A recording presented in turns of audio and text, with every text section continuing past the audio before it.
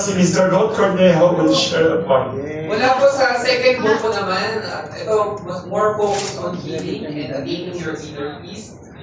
Ang pamagat po ng poem na ito ay emotional scars. Let me ask you about your emotional scars. Maybe not so many people have asked about them. They are hardly seen. And many of us just look at the surface. So let me ask you, where did you get them? Do you still deal with them every day? How did they heal? How long did they take to heal? Do they remind you of the things you love or more of the things you fear? I'm sorry if these are hard to answer, but I want you to know that I have them too. I deal with them too. Some even make me cry again whenever I remember about them. And I guess some of them will never get rid of. They are healed, but they stay. But you know, I realized the opposite is also true. We are more beautiful now. These scars are proof that we heal, have learned, have grown, have lived. So, whenever you feel ashamed of them, I want you to remember, I have them too. And I want the both of us to be proud. Wow. Thank you very much, Mr. Jericho Silvers. Magbebenta na kami ng ng libro mo, And si Dr. Vidanela. Lumaki siya tula. Oo nga, lumaki siya dahil sa tula. Thank you for sharing. We have Mr. Rod Cornejo, promised to share a point also. Makinig kayo mabuti ha. Sino sumulat sa kanang title ng point? Dalawang point na to. Maikli. Yes. Yung isa, dedicated to my wife. Wow! Yung isa, dedicated to the Pakistan Forum. Ay, thank you. So yun muna, sa wife ko. Yes, ano title? Naguto ko eh. Brother. It goes like this. How much do I love you? Let me count the ways. Wow. Sa Pakistan Forum. To be or not to be, that is the question. Wow. Kinote ay William Shakespeare. Galing. By the way, ako din pala may poem ako usually sa Abante every Sunday. Inibita nila ako magsulat kasi doon. Nung nasa kolehiyo kasi ako, I used to write poetry sa English and Filipino sa Matanglawi. Nagsusulat ako. I'd like to share a poem lang, di ba? Umahaba. Ito last Sunday poem ko sa Abante, March 8 issue lumabas. Ano to? Kailan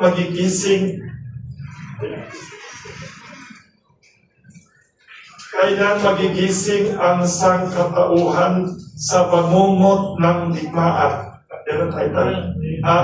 Inspirado ito mula sa Facebook post ni Cardinal Ambo David noong March 6, 2026. Kailan magigising ang mundo sa bangungot? Sa larong digital na kabatayay handog, isang pindot lamang may hiningang naputol. Sa malamig na screen, tao'y aninong gumuho. Isang click, tagumpay ang sigaw. Ngunit sa malayo'y may pusong nadudurog. May tahanang abo, may batang napapikit. Habang langit ay saksi sa dalamhating pilit. Kailan magigising ang isip ng bayan sa digmaang ginawang palabas ng dayuhan? Parang dula na may simulat hangganan, ngunit sa lupa ay dugo ang tunay na kahampungan. Lumilipad ang misil, sulat ng galit, sa lupa na may higbi ang tanging kapalit. OFW sa disyerto'y tahimik na daing, pangarap na nilamon ng digmaan at dilim.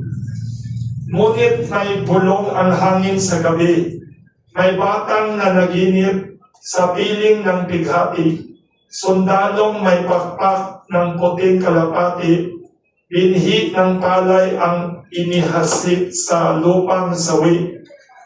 Sa tigang na lupa'y sumipol ang lunas, ulap ay hamog, hindi apoy na wawasak. Sa dibdib ng lupa'y may bulong ang bukas, binhi ang pag-ibig, ang siyang magliligtas. Sa matang bakal ng drone na nagbabantay, may luha sa lupa na radar ay di matunton kailanman. Hindi roon masukat ang haplos ng ina, ni pag-asang kumikislap na tila tala. Hindi mabubura ng code ang pag-asa. Di mahahak ang awit ng sansinukob na sigla. Pag-ibig ang lihim na di kayang lipulin, kahit kulog ng digmaan ay lulubigin.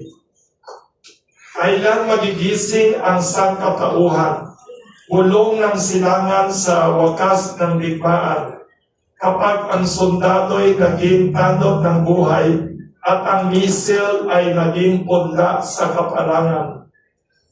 Kapag ang tangke ay nilamon ng tamo sa parang at ang bala ay nilusap ng ulan ng dalangin, kapag kampana ay hindi na babala ng panganib, kundi awit ng kapayapaan taglay ng hangin. Hindi sa utos ng makina o artificial na talino, kundi sa pusong marunong magmahal sa kapwa-tao. Kapag pag-ibig ang balitang sa mundo'y umalingaw-ngaw, magigising ang sangkatauhan at babangon ang araw. Sa unang liwanag, matapos ang gabing mahaba, matututo ang daigdig ng bagong awit ng pag-asa, hanggang ang huling anino ng digmaan ay maglaho at ang sangkatauhan ay magbuglot, kapayapaan ang panalo. Thank you once again to everyone, to Mr. Serge Ortiz Luis Jr., leader of the business community, also Employers Confederation of the Philippines, and exporters advocate, and mas importante, we should all write about what he said. He is also advocate of micro, small, and medium businesses. Kamuning Bakery Cafe is part of the micro sector, and 99% of bakeries in the Philippines are part of the micro. Kaya I agree with Mr. Serge Ortiz na yun ang isang kawawang sector in a very unjust and chaotic society natin.